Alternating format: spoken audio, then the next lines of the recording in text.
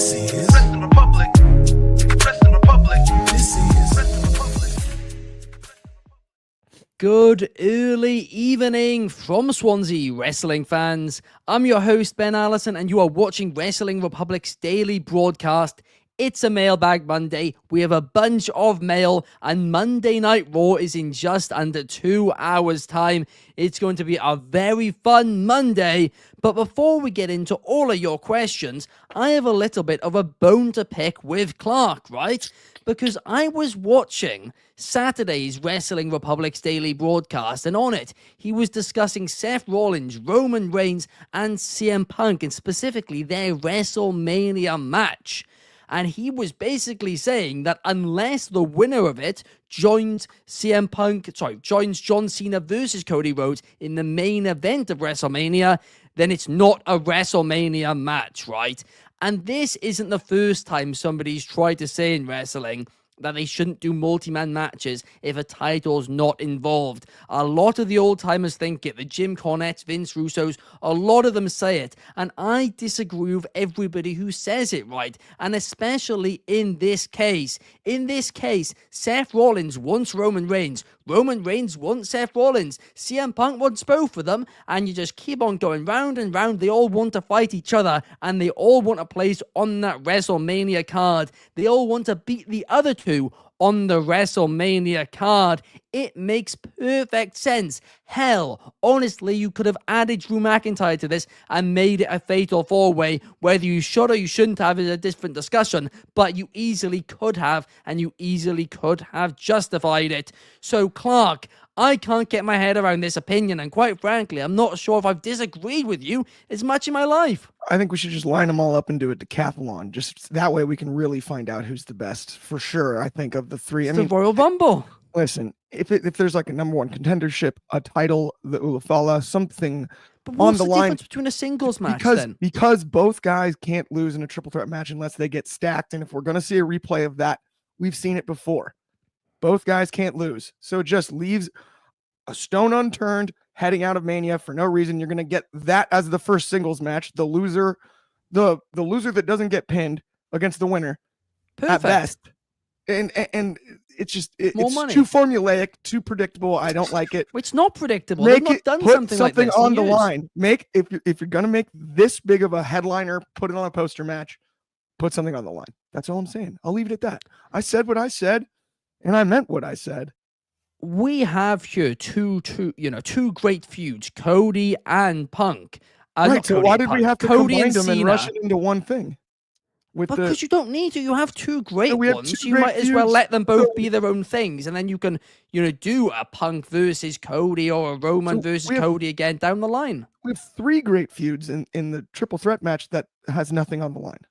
And so it's all at once. Just get it out of the way. Is that why we're doing it? I think they should have done a four-way. True, too, as I keep saying. But yeah, so then could have done that way we could just knock it all out then, and we can, Well, it makes sense. Let's wipe the Stories slate overlap. clean of good rivalries all at once at WrestleMania, and then dwindle it down to guys they haven't wrestled before. I'm with you. I'm following where you're at. I see what you mean. I don't understand what the difference is, really. I understand what you're saying about not being pinned, but outside of that, I do not understand the difference between, a singles match, a non-title singles match, and a non-title triple threat match. A non-title singles match can be a blood feud. You can't have a three-way blood feud for nothing. Why can't you? This is a blood feud. We're seeing it. Because both guys aren't going to get stacked. That's the But you only don't way need this it makes to be sense. that. I'd be cool with that. If Roman Reigns is going to come out and just absolutely squash both at the same time and be like, shut up and bury him, I would be all over that. If that's the result of this match, okay. I'm cool with that. Stacks them, pins them both. Let's get it over with. Move on to bigger and better things. Get back in the title picture. I honestly, I don't understand. I think you just hate fun with this one. It's a fun feud. It's going to be a fun match. I'm going to enjoy this match. Unlike the original idea I thought we'd see out of Cena and Cody, I'm not going to blindfold myself for this one, but I am disappointed in the lack of a stipulation involving a prize. They're prize fighters. Give them a prize. But they haven't earned the opportunity to get a prize. Honestly, That's the why thing. don't they just play like capture the flag or cards or something if they want to settle who the best of the three is? Let's do a decathlon. See who's the best at everything. Play darts. I don't know. Whatever. Go play touch ball in the park. It's silly. Oh my gosh. Also joining us today to answer your questions on Mailbag Monday. In some circles, he's known as the head of reviewing. In others, he's known as Mr. G. How are you, Coby Galenzoski?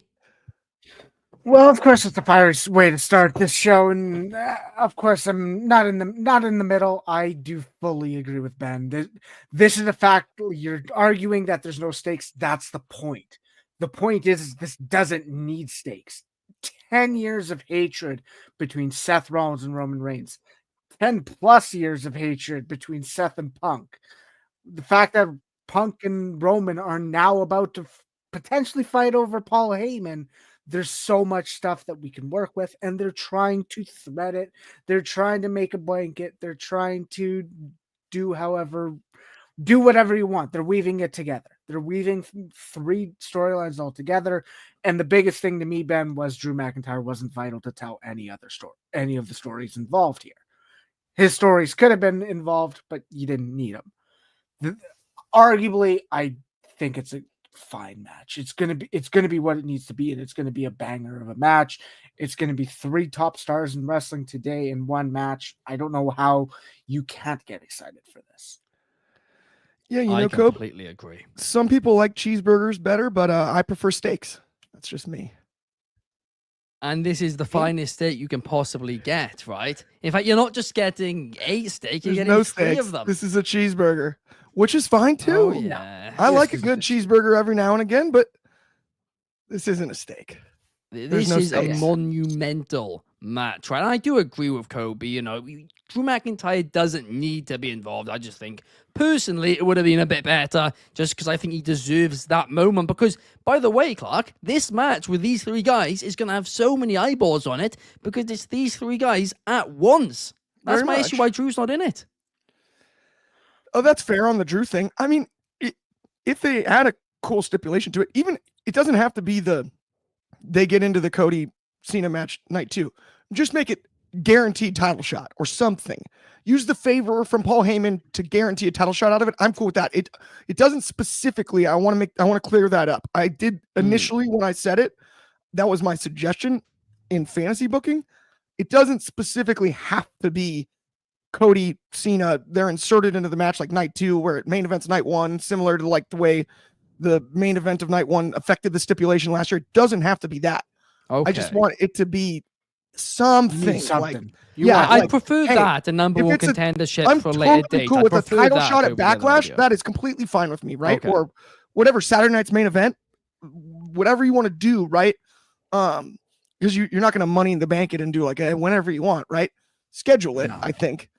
But I did want to clear that one aspect up. I and of course, it's all in good fun here. Like, I'm going to watch the match. I'm excited about the match in general. Yeah. I just want a little bit more on the line here for it to be a 3-way. I would have reversed the order personally in the way it was justified, right? You get into this match, maybe then Punk uses the favor to get into the match, and it's already a number 1 contender match. I actually would have hated that. I would have been okay with that. I or think the way something. they set it up works. I think it's fine, but I do think, Cap Cascade has the comment here. We still might get a stipulation. I think that would be, I'd be cool with that. No, I mean, like the later date one doesn't affect anything. I think people got confused that I was focused on it. I don't even think so. I don't think it even needs a stipulation, though. I mean, Fernando's saying keep the match is the fine. way it is. That's the part we disagree on, right? Is just, I think it needs a stipulation, but I did want to clear up that I didn't necessarily mean specifically it has to be get into night 2. Just, I would prefer it to be a stipulation. Fair enough. Let's get into the mail, shall we? Because we do have a question out of the gates. We've got mail. Pardon? We got mail. We have mail. I forgot it's mailbag. That was so stressful. Our first piece of mail is from @It's Joe Calisi, who is asking what match got you guys into wrestling. Well, for me personally, I'm going to give a very obscure answer, right? The first match I can remember watching was Rey Mysterio versus Batista on December 18th, 2009, with the winner then going to the 2010 Royal Rumble to face The Undertaker. Now, I do think I watched some before then, but that was the first match I actually remember, and I was so excited for Undertaker versus Rey Mysterio at the Royal Rumble, and then my parents didn't let me get the pay-per-view. I was fuming. Clark, what match got you into wrestling? So for me, it was a VHS tape. I got the Most Unusual Matches VHS, and while I watched all the matches on it, the main one on the VHS that everybody remembers is the Shawn Michaels and Bret Hart ladder match. And that got me into wrestling with Sherry. Shawn was the heel. I was so young. I thought he was cooler than Bret. So I rooted for him until I was made aware that I was rooting for the heel. And then that led to watching the Rumble victory when Shawn turned babyface, and to Bret, Shawn, and then the live match, of course, at WrestleMania 12. That sequence of events, I was hooked early. I was about 5 years old for those. Because that was 1996. So I would say I saw my first on VHS at about 4 in 1995, mid to early 1995. Wow. Would be what I would say. And That is yeah, a hell of a first match to watch as well. Fair play. it's a good one, right?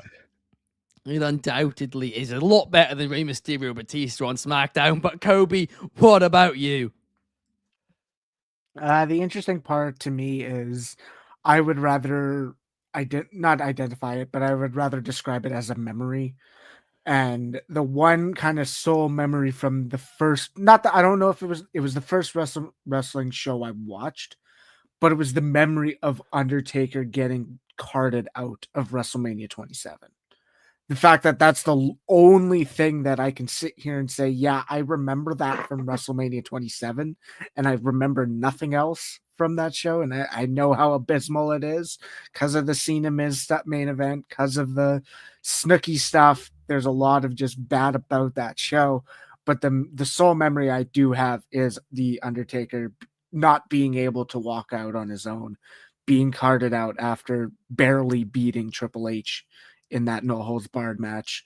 I do remember also having SummerSlam taped on a VCR that year. That I watched that a couple times, and then seeing the Kevin Nash return and Punk and Cena main event that event. But if I'm going to the core, it's more of a memory that got me into wrestling, and that was the Undertaker at WrestleMania 27. Another hell of a shout. And that is a good point too, where it's kind of a lot of the things, especially when we're younger, we remember is moments rather than matches. That's from my early days of watching wrestling. I remember those moments. I actually remember, and it was a few years later when I got a little bit back into it again, a couple of years later, Randy Orton throwing Wade Barrett down some stairs. And like going back now, nobody talks about that feud. It must have sucked. But to me as a kid, seeing that visual, it was amazing. Unbelievable. Okay, I just had deja vu really badly, and this is gnarly. I almost have to ask my dad after the show on this. This Fernando Zayas comment about the match that got him into wrestling was Bret Hart versus the 1-2-3 Kid for the WWF World Championship on Raw. On that same VHS I had, they had Razor versus 1-2-3 Kid, the famous upset. Right? Wow. That's on Most Unusual Matches as well. I loved Razor, ironically. And I have to ask my dad, I will never forget going to the WrestleMania 12 shows. Like, we're going to see Shawn versus Bret. Oh my gosh. And Diesel versus Undertaker. Like, how about that for the top two? And I remember being like, but why not Razor Ramon? Why not Razor Ramon? In that, to this day, I don't know why I've never asked her how my dad knew. He goes, I don't think he re-signed. He didn't say he's going to WCW or like absolutely call, but he was like, he was a dirt sheet. I think he must Knew have a just guy. like gauged. Yeah, like, I mean, it had to be a trifold at that time or a newspaper, maybe a magazine at best. But like, I'm thinking, like, you can't look stuff. There's no supercomputer in your We pocket. must be reading the newsletters. We didn't They even did have have cell them, man. phones. I'm like, I think he might have just guessed. Like, yeah, I guess if they're not going to book Razor on the Mania card, like, must be a That contract is thing. nuts. But it is Fair kind of funny. play. I had crazy deja vu when I saw the 1-2-3 Kid part because I was like, that match, Razor was the one guy I remember heading because we had to, fly out to Anaheim to go to the show. Yeah. And I just specifically remember being like, oh man, the only one that's missing is Razor Ramon, right? Like, so we wild. do have quite a few comments from people about their first matches. Yes. We have Kath KSK saying Taker versus Sean, career versus streak. That storyline was like the one which like got me obsessed with wrestling. Again, moments rather than matches in that for me. But yeah, because I didn't actually see that match until years later, because I wasn't able to watch the pay-per-views. But we got I Make Beats saying that when he was 9, he remembers seeing Ray getting unmasked on TV, and that was crazy. That is, and his first one was Billy Kidman versus Rey Mysterio, late 90s. I mean, that is a great shout as well. And Maria says that they were at a cousin's house and they saw HBK throw Marty into the glass, and they were hooked after that. Love that. Again, unbelievable moment there. Over on Instagram, I think we've got a couple as well. Middle Names Wrestling says Michaels versus Taker in your house. Been hooked ever since. An Unbelievable. absolute great shout too. I mean, Sean is a common theme, it seems, across these moments of getting It was hard into to wrestling. There was a stretch on both ends of his career, ironically, too, right? Because I mean, we forget that he had a 4-year gap in his prime. Yeah, Like, wild. the guy had 2 Hall of Fame careers. He had one, and then he went away, and then he had another. And it's interesting to me too. So like my generation, like Sean got me in, and a lot of people saying matches around that era, right? Then he goes away for 4 years. Your generation, a lot of Sean as well. And it's like Wild. It's kind of impressive to think, but on both sides of that, he had a stretch where it's just like, how could you watch a Shawn Michaels match and not be like, ooh, this is unique, right? Like, one that wasn't anybody's first that they mentioned, but like Sean Kurt at Mania, Sean Jericho at Mania. Yeah. All those, I mean, he's classic after classic after classic after classic. Unsanctioned is my favorite match of all time. I mean, I honestly don't know another wrestler, who came into the business, inspired everybody, got tons of people to watch wrestling, left it to 4 years, for your point, came back, got tons more people into wrestling again, then left it again, and then returned, and was the reason why tons of people don't watch wrestling. But the less said about Crown Jewel, the better. But now let's move on to the next. I think you can also argue that Edge did too. There's a lot of people who grew up watching Edge, and then he went away for 9 years. But I don't necessarily know if there's people saying, they're becoming a wrestling fan because of Adam Copeland right now. I hope it's not after them. I'm actually fascinated. There's one match that I'm fascinated we didn't see, and sorry, I know we're a little bit pressed for time here, but I'll make this quick. But the TLC one, the original TLC from SummerSlam, I know a lot of people that maybe aren't in the comments right here, but would say that was the one that got them into wrestling. And then it's interesting. A lot of those people sort of like were like, "Oh, that's not every time." Like, that is true. Where if you get your hopes high early, I started on the floor. Mine was Rey Mysterio Batista on a SmackDown. I mean, it could only go up from there. It's hard to be a wrestling snob if that's your first match. I'm kidding. But our next question is from @Bo.Aiden, who is asking, saying actually, it's a hot take, Breaker should be a world champion before the year ends. And honestly, I completely agree. If I was WWE, I would have Bron Breakker lose the IC title in a multi-man match at WrestleMania, then have Bron Breakker win King of the Ring and go to SummerSlam and dethrone whoever the World Heavyweight Champion is to become the new World Champion. At this point, everyone will think Bron Breakker is the new face of the company. Everyone will be like, he is the guy who's going to hold this title for a long time. He comes out the next night on Raw. He does an open challenge, and out comes the debuting on the main roster, Obafemi, and Obafemi basically squashes him in a 3-minute sprint. Obafemi becomes world champion, and at this point you can build a decade-long feud between the two. Bron Breakker, Obafemi, the two faces of the company. I would love to see that. But Clark, what about you? I love the Obafemi idea. Here's the thing with Breakker. I think it's very possible. I'm not dead set on it has to be this year. I'm very interested to see how the IC title match at Mania goes. I like your idea of a multi-man match where he doesn't maybe take a pin or something to that effect. I do think the start of his ascent to the world championship needs to look dominant, and Gunther being the opposite of that is a tough one. because I don't know about Breaker as a babyface opposite Gunther. I would rather see him as like Do you the think ultimate Gunther's beating squasher. Jay? So that's where I'm getting there. Oh, That's where I think if Breaker is going to win a title this year, it's got to be from Jey Uso. That makes sense, because if Jey Uso overcomes the big bad heel that Gunther is, he's got to have a new challenge. And maybe he defends against somebody else before it's Breaker. But Breaker, this is when he can elevate his game to the next level of dominance and become that full-blown intimidator we all know he is. He is right now still. I'm not saying he needs to like elevate, but there's one more gear in there, and I know it. I'm not talking about speed running wise. He's running as fast as he can, guys. But there is another gear. There's another gear. And I think Jay can get that out of him. I like that idea the best. So my answer is, not to be wishy-washy. My answer is I'm not 100% convinced that he will be, but if the question is, should he be or the next world champion, I would say after Jay, yes.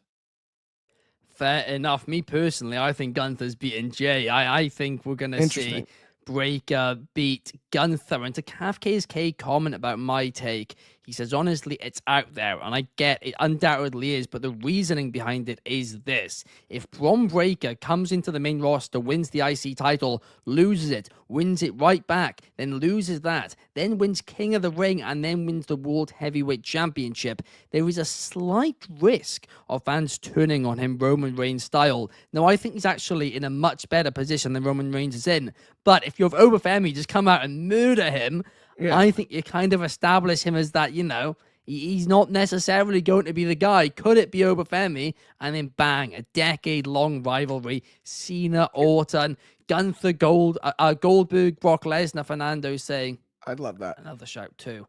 A lot of good options there. I Make Beat says Obafemi is a future great. I 100% think he is. That is. Yeah, he has to be. All the tools. Ticks every box. Every single one. He's as good as anybody. If in 10 years, if we're complaining about Obafemi having his ball dropped, there's going to be issues. We're going to be throwing hands eventually. Triple H, honestly, I mean, somebody might be throwing him a ball like a couple of centimeters away from his hands, and if he somehow manages to drop that, then maybe he needs an eye test. Honestly, literally the only thing that could hold Obafemi back. And again, knock on wood, hoping that never happens. But injuries, I think, are the only thing that could potentially hinder Obafemi. The sky's the limit for that guy. That's different. No, that's what I mean. I'm just saying, hypothetically, in my eyes, like the sky's the limit for him. The only thing that could possibly hinder him is if there's a physical issue at some point. Yeah. Kafka's case is Bron needs to be a Paul Heyman guy. Quite frankly, I don't think Bron's too good on the mic to need to be a Paul Heyman guy, in my opinion. I want Heyman to maybe tease being a Bron Breakker guy, then screw him and join Obafemi, because I do think Obafemi could benefit from having Paul Heyman in his corner. Wow. Both could. That would work. I don't think you could argue neither. I don't think you could argue Bron Breakker wouldn't benefit from being a Paul Heyman guy. I don't think you can argue that either. I mean, he'd benefit in certain ways, but I think he's good enough as a lone wolf. He's good enough on the mic himself. He doesn't need it, right? Whereas a Lesnar, a Roman Reigns, they're good on the mic, right? But to have a manager to kind of help them over certain bits, it's massively beneficial and can hide some of their flaws on the mic. And Obafemi, I think he's good on the mic, but I don't think he's amazing on the mic. So I do think Paul Heyman in his corner could benefit him more than Bron Breakker. I guess benefiting more is a different question. Definitely a different conversation. I don't know. If we are talking about that quickly, personally, I think Oba's better off than Bron Breakker on the mic. Ooh, really? I don't know. I think it's close. I disagree with that. I think it's close, but I think from what we've seen and the way Obafemi carries himself, I think he's better. Yeah.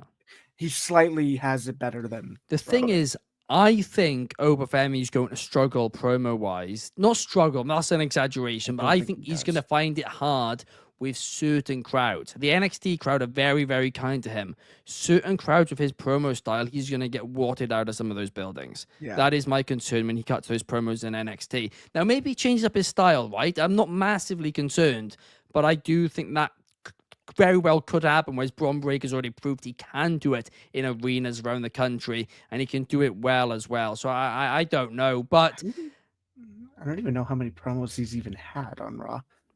well, he's had quite a few. I They're don't. not I don't long, think he's are had they? many. I don't think he's had many. Only a couple with Sammy and a couple since then. I do Fernando think agrees, though, I guess that to Oba's kind of better tie than it Bron back. on the mic. I do think so. To tie it back, there might be a reason why Bron Breakker and Jey Uso are 1 win apiece. They never really had that tiebreaker. That's true too. Jey Maybe beat Braun, Breaker Jey Uso Braun is beat the Jey plan. right after. So maybe it is. And that's the thing. Like, I don't think that's right away either, because it would be tough to go, yeah, you'll lose the IC title 3 weeks later. You're facing Jey Uso at Backlash. But I don't like. No, that's you the can't thing. do We that also, quick, but you can the build thing it. is we necessarily also haven't had King of the Ring confirmed this year for this year. Or King I Sasha. think they'll do it. I Right. think they'll do it. There's Like, too much we're- money. Saudi love it, don't they? They love Yeah. getting the money Well, out for that they'll event. have an event. It's whether or not it's King and Queen. Yeah, of the but Ring.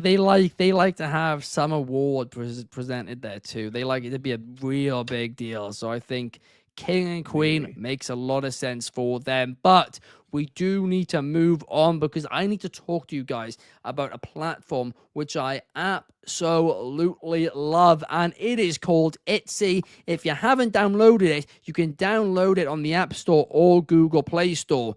Every Sunday, we do streams on there. Clark's on there. With tons of other wrestling content creators as well. And you can join the call. And the difference is you're not just watching it. If you would like to, you can just comment along. But if you would like to, you can also turn your mic on. You can turn your camera on if that's what you want to do. And you can join the discussion. It's not recorded. It's way more of you basically, it's just a discussion, really. It's a lot of fun. And it's on that app. So it's the Etsy app. It's free to download on the App Store and Google Play. And you can head to the upcoming stream section to see when the next streams are. And then you can go and shout at Clark about his views on Cody Rhodes or whatever you want on there, if that's what you want to do.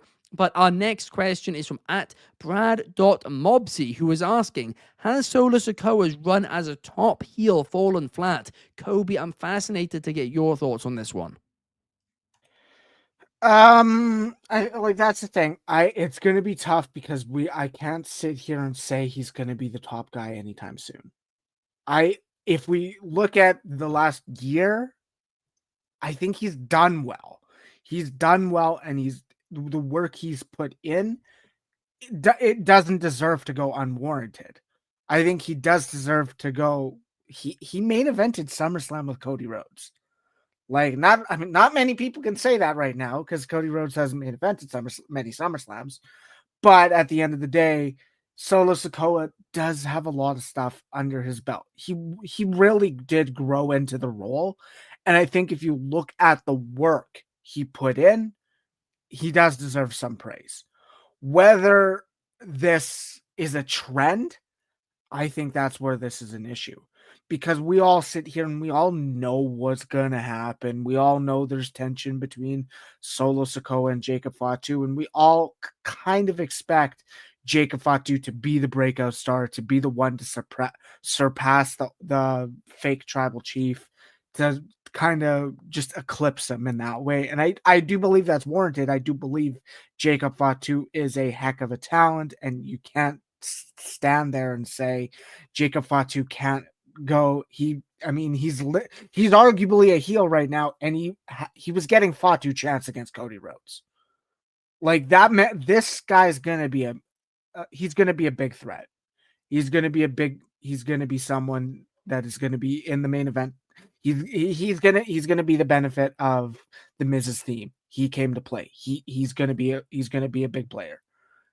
Where does Solo Sikoa fall? That's, I think, the issue.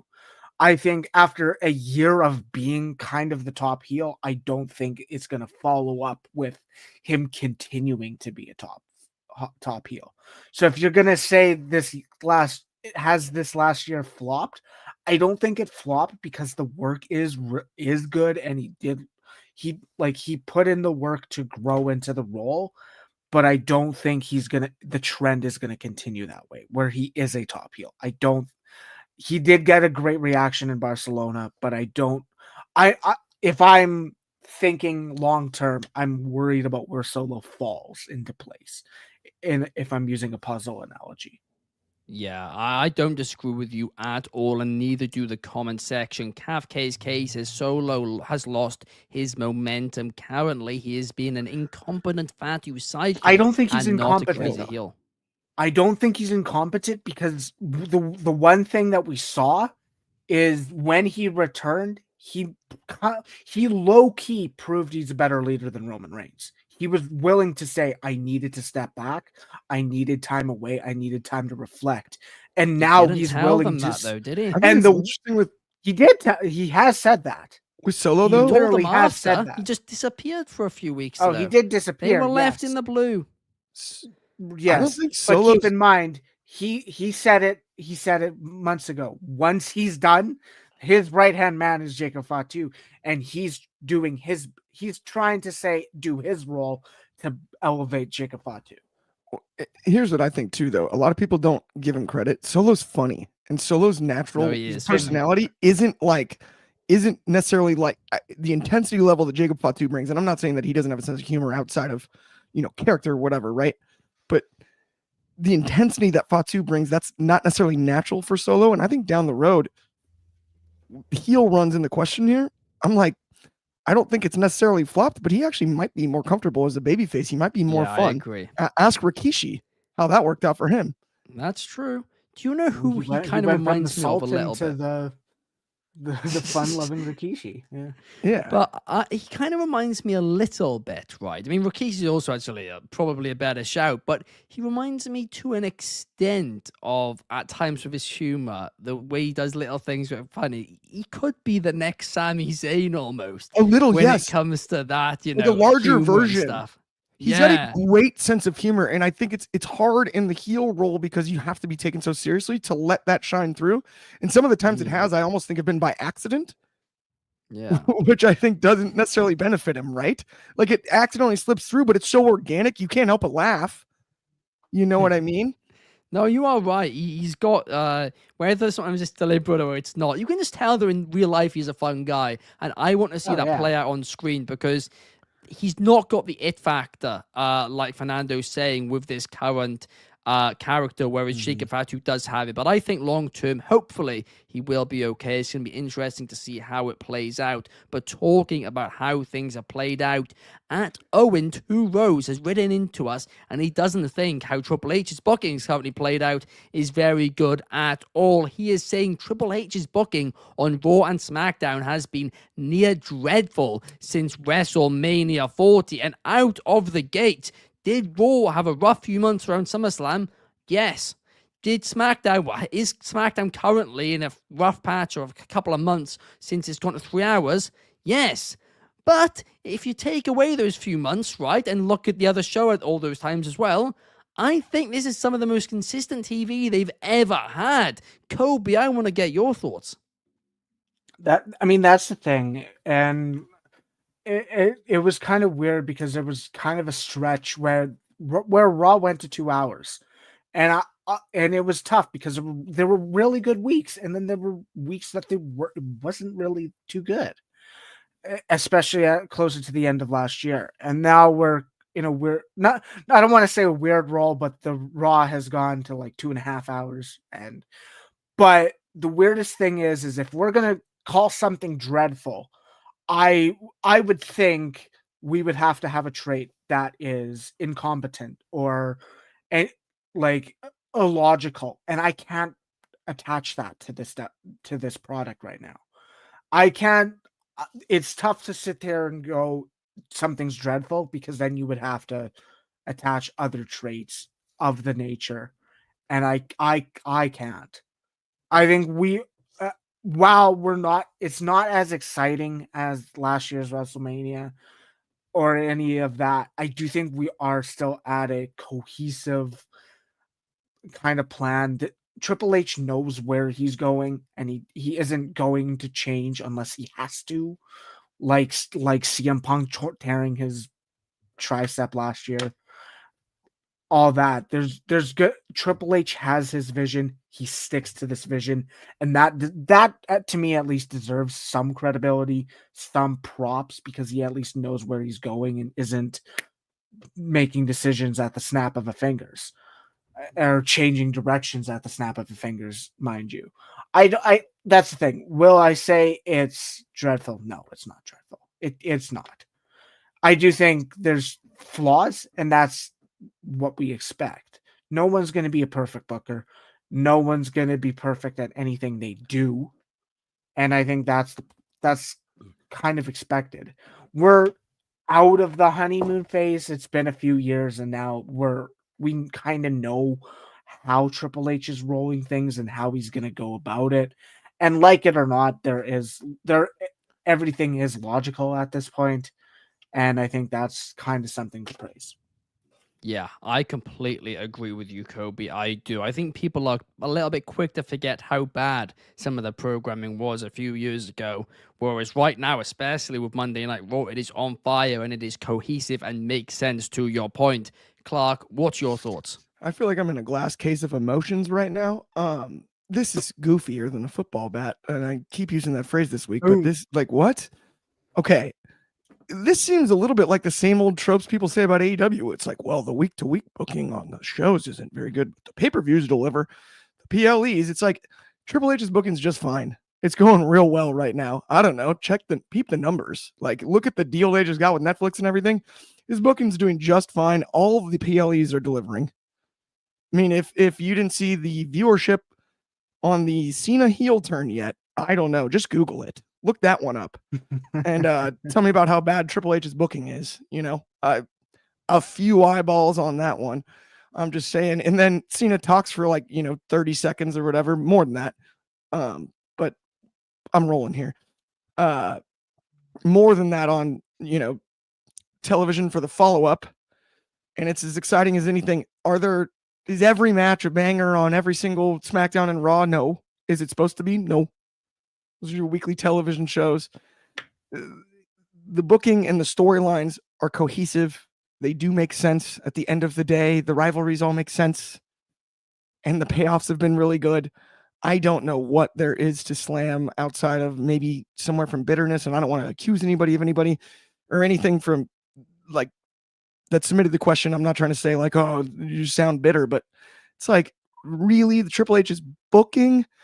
I don't know. It seems all like a big, cliche, jump on thing for no reason. And yeah, I have no issue with Triple H's current booking, and I'm a huge AEW fan too. So take that, everybody. How do you like me now? There were a couple of comments here with a couple of concerns, which I do actually agree with. Fernando saying sometimes the booking's a little 50-50. I do agree with that. Yeah. But also, Kafka's K is saying there are times where, there are nothing episodes, just some feuds. And I do agree sometimes. He's a big long-term story guy, Triple H. We know this. Sometimes maybe things do get dragged a little bit too long. Just a tad. That would be the one place that I've seen too. There are episodes where it's almost like there's only one big thing. Yeah. And then there's a little bit of fluff around it. I can see that. But I almost want to say it's too early to tell. Because even Coby, when you said this year's WrestleMania isn't as exciting as last year's, I'm like, I think it is. Unless you're I'm more hyped here. Yeah, unless you're a huge Cody guy. And I'm not trying to argue with you, but unless you're a huge Cody guy, this being wide open is as exciting as could be. We're not entirely sure what is going to happen. We were pretty confident that the big moment we were picking between Cody and Roman. That was it, right? That was the majority of the talk this time last year. It was who is it going to be? There was the little blip in the middle where it was oh, The Rock's going to do it. Never mind. Yeah. But sorry. Oops. That was it. We'll fix that. Don't worry. We'll fix that. Press conference. He heard the fans and then all of that. But there's a couple of comments I want to read out before we do send the show home. Roundhead said that he is a blueprint for baby faces like Cody Rhodes. I mean, yeah, that's a fair point as well. Fernando's agreeing that AEW is awesome, and Jesse High saying TK better think twice before letting WWE have Sting for the Hall of Fame. No, the only person that would hurt is Lex. We discussed this on the show the other day, but that does bring us to the end of the show, guys. It's been a fun one. Thank you to everybody in the comments, and thank you to Coby and to Clark for joining me here today. We will be back tomorrow, 8 p.m. UK, 4 p.m. Eastern, 1 p.m. Pacific, to talk about Monday Night Raw. Clark is now hosting the Tuesday show. Shard has been transferred over in part of the Wrestling Republic transfer window to Saturdays for SmackDown reviews. So do we have that more will be fun. logic in this? Do we have more logic in this transfer window? We do. The transfer window opened, Woo! and it's now shut. There we are. Good to But know. yeah, Raw does start in an hour and a half. Just KFK, under. you Yes, are sir. right. We'll be watching. Let's all have a great night. I will see you guys later for Allison analysis. Peace.